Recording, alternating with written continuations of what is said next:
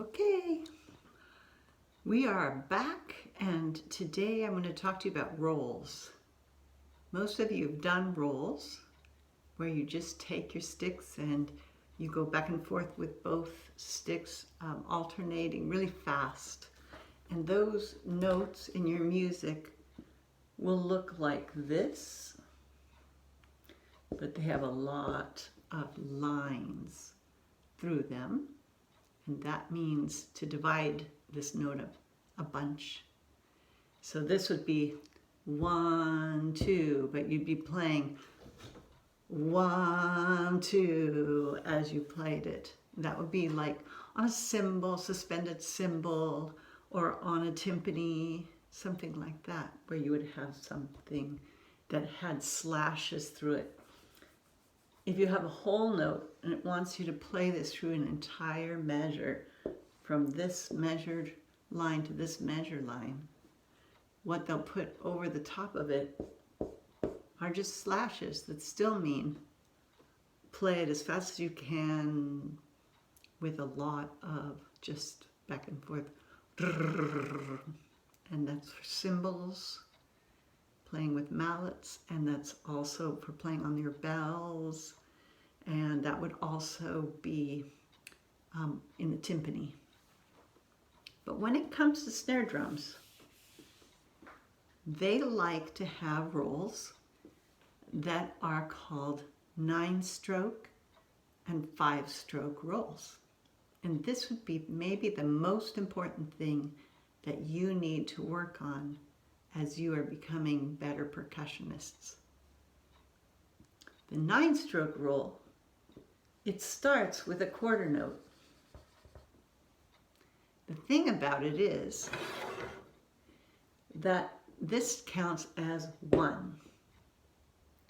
If I put a slash through it, that means I've chopped it in half. One line through it is the same as playing this. I've chopped it in half into 2 notes. So even though they write it with a quarter note and a slash through it, it would mean to play one end. If you had 2 slashes through it, that would be double. That would be whatever I drew over here would have 2 lines on the top, represented by the 2 slashes. Well, with 2 lines on the top, those are 16th notes. So this equals 1 ianda, even though this is what we're used to reading for 1 ianda. Sorry, I have a glare.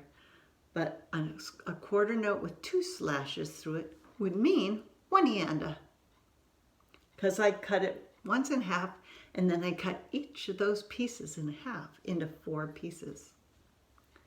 So when you see a roll in percussion music, you often see a quarter note with 3 slashes through it.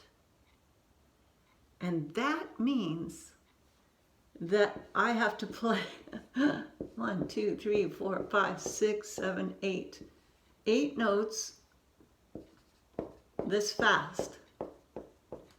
Which, if I had to say that, is 1 and it's so fast. That's a roll. So instead of trying to play all of that, this is what we practice. It's on page 27 of your book 1. We practice 1 ianda,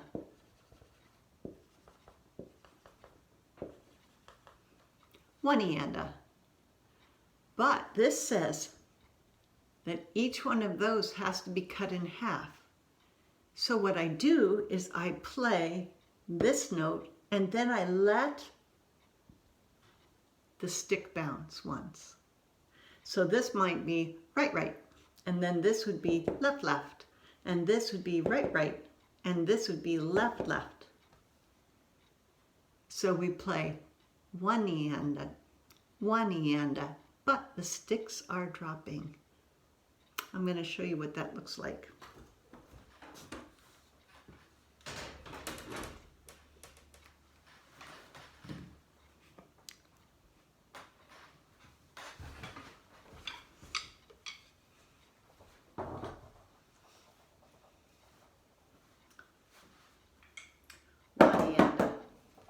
So I practice one E and or one E and whatever hand you start with, one E and but when I let them drop, remember, put this part of the stick longer so you have more dropping. And I practice dropping my sticks so that when I go one E and they are actually bouncing twice.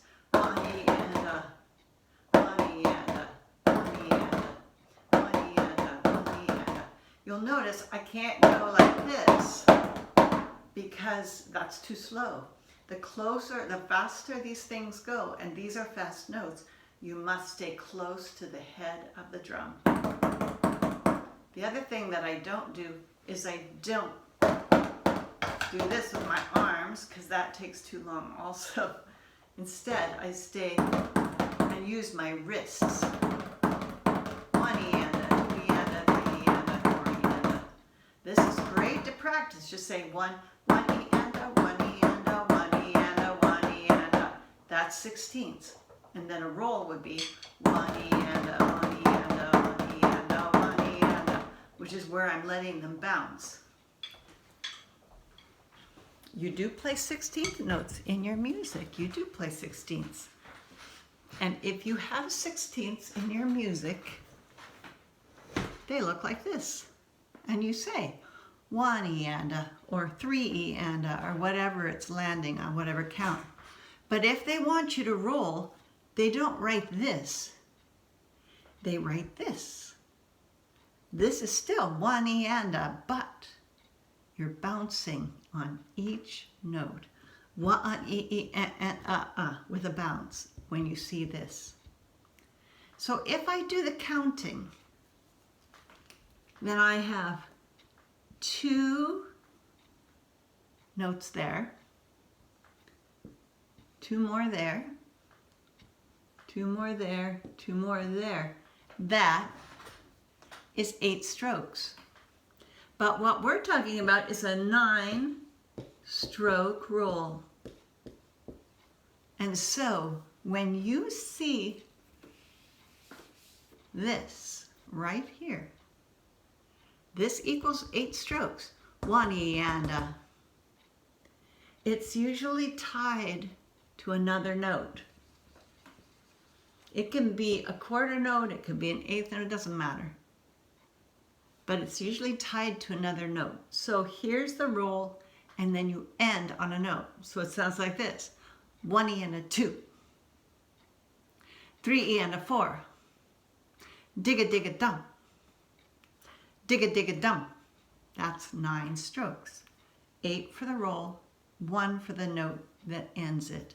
I'm going to play that for you.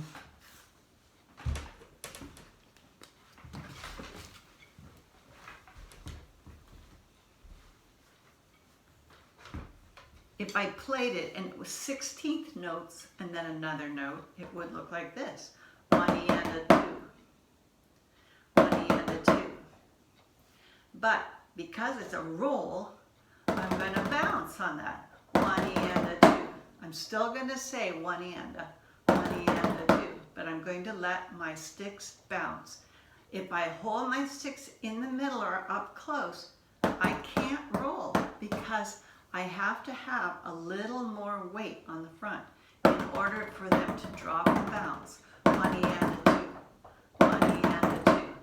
My suggestion to you is to practice going 1 E and a 2.